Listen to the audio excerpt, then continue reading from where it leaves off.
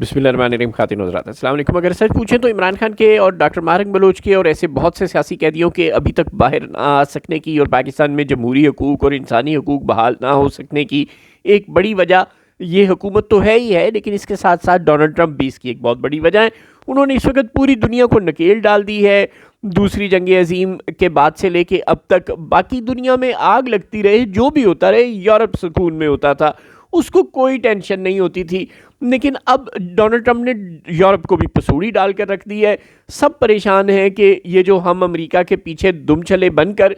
بلکہ دم ہلانے والے بن کر، بلکہ آپ جو میں کہنا چاہ رہا ہوں وہ آپ سمجھ ہی رہے ہیں، وہ بن کر امریکہ کے پیچھے پیچھے یورپ پھر رہا تھا تقریباً 90 سال سے، وہ اچانک اتنا بڑا سرپرائز دیا ہے ڈونلڈ ٹرمپ نے یہ گرین لینڈ والا پھڈا ڈال کر کہ بالکل حواس باختہ کر کے رکھ دیا ہے یورپ کو. یوں جو انسانی حقوق اور ڈیموکریٹک ویلیوز اور یہ والی جو باتیں ہم نے دوسری جنگ عظیم کے بعد سے اب تک سننا شروع کی تھی، یہ جو ایک نیو ورلڈ آرڈر تھا، یہ ڈس آرڈر ہو رہا ہے. اس صورتحال میں کسی کی توجہ نہیں ہے عمران خان کی طرف. اب ڈونلڈ ٹرمپ مانے یا نہ مانے، وہ بہانہ بنائیں کہ جی چونکہ اب ایران پھانسیاں نہیں دے رہا اور اس لیے میں نے اپنا ارادہ ترک کر دیا ہے. لیکن فیکٹ یہی ہے کہ وہ اپنے آپ کو وینزویلا میں، کیوبا میں اور یورپ کے ساتھ گرین لینڈ میں اور پیوٹن کے ساتھ اور زی جن پنگ کے ساتھ اور ریئر ارتھ میٹلز کے معاملے پر پوری دنیا کے ساتھ اور ٹیرف کے معاملے پر پوری دنیا کے ساتھ اور with in the country Zohran Mamdani type لوگوں کے ساتھ اس حد تک اپنے آپ کو الجھا چکے ہیں کہ ان کو بالکل یہ فرصت نہیں ہے کہ وہ جو امریکہ کے لیے بڑی پرائیورٹیز ہوتی تھی کسی زمانے میں کہ جی یہاں جمہوری حکومت نہیں ہے، یہاں انسانی حقوق پامال ہو رہے ہیں، ہم یہاں دنیا کے چودھری بن کے مارنے چلے جائیں گے، یہاں چلے جائیں گے، وہ والی صورتحال اب نہیں رہی. اب ڈونلڈ ٹرمپ نے اتنا اپنے آپ کو پھنسا لیا ہے، اور جو یورپ پابندیاں لگا دیا کرتا تھا، کبھی جی ایس پی سٹیٹس پاکستان کا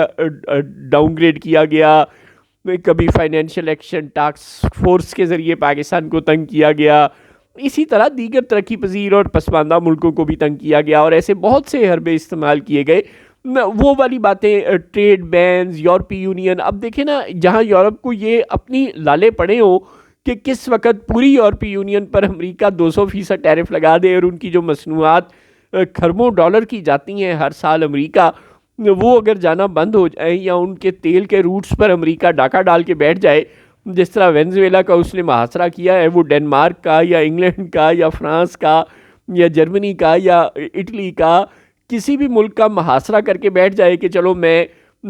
تمہارے جہازوں کو تیل لے کر نہیں گزرنے دوں گا سمندروں سے، تو یورپ تو مارا جائے گا. چنانچہ وہ اب نہیں بگاڑ سکتے کسی ملک کے ساتھ، ایشیا کے یا افریقہ کے. اس وقت سب سانس روک کر بیٹھے ہیں. اس صورتحال میں جہاں عمران خان اور ماہرنگ بلوچ اور بے شمار جو پاکستان میں سیاسی قیدی ہیں، ان کا قید رہنا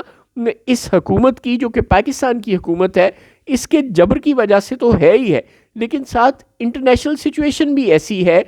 کہ وہ ان لوگوں کے حق میں نہیں ہو پا رہی، جس کی وجہ سے یہ لوگ مزید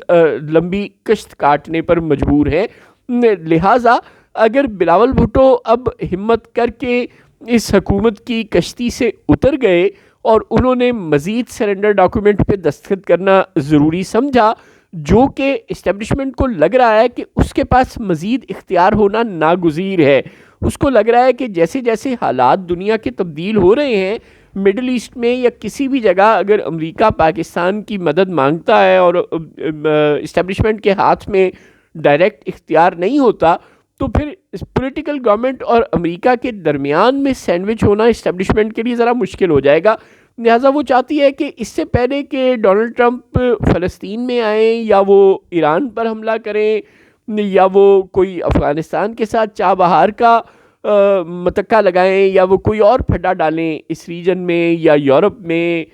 تو اس سے پہلے اسٹیبلشمنٹ پاکستان میں اپنے آپ کو مزید مضبوط کرنا چاہتی ہے. شاید ایسا ہی لگتا ہے اس کے ارادوں سے. اگر وہ واقعی ایسا چاہتی ہے ریئر ارتھ کے معاملے میں امریکہ سے ڈیل کرنے میں یا کسی بھی اور معاملے میں